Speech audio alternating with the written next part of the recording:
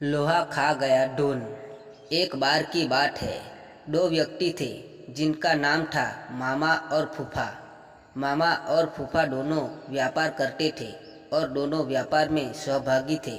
मामा ने फूफा से कहा, फूफा क्यों ना हम कोई ऐसी वस्तु खरीद ले जो जल्दी खराब ना हो और उनकी कीमत भी बढ़ती रहे, फिर हम कुछ वर्षों बाद बेचें जिससे उसके मूलधन से ज़्यादा दाम मिले। फूफा ने कहा, ठीक है मामा, तुम्हारी बात तो सही है, पर हम खरीदें क्या? उन्होंने आपस में राय मशवरा किया और लोहा खरीदने का निर्णय लिया। दोनों ने बराबर रुपये मिलाकर लोहा खरीदा। लोहे को कहीं सुरक्षित स्थान पर रख दे।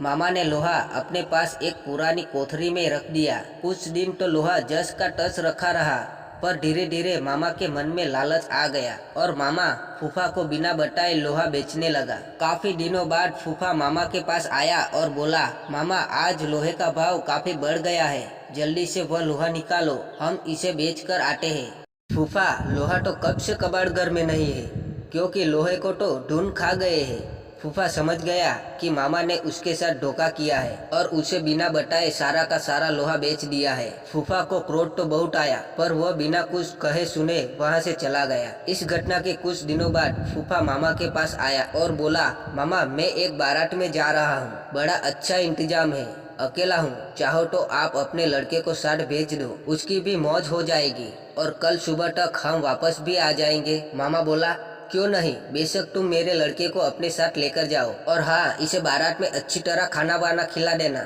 फूफा बोला, यह भी भला कोई कहने की बात है, मामा तुम निश्चित रहो। इस तरफ 2 दिन बीत गए। मामा का लड़का अभी तक घर वापस नहीं आया। मामा को बहुत चिंता हो गई, अभी तक उसका लड़का घर वापस क्यों नहीं आया है। वह अपने लड़के के बारे में जानने के लिए फूफा के पास गया और बोला, फूफा मेरा लड़का कहाँ है, वह अभी तक घर वापस क्यों नहीं आया है। फूफा ने कहा, क्या बताऊँ मामा, रास्ते में एक चील तुम्हारे लड़के को उठा कर ले गई। मामा बोला, ये कैसे हो सकता है, भला कोई चीज 12 साल के लड़के को उठा कर ले जा सकती है। सीधी तरह मेरा लड़का मुझे वापस करो, नहीं तो मैं राजा भीम के पास जाऊंगा। फूफा बोला, ठीक है मामा, चलो राजा के पास चले, अब वही न्याय करेंगे। मामला वहाँ के राजा भीम के सामने पेश हुआ।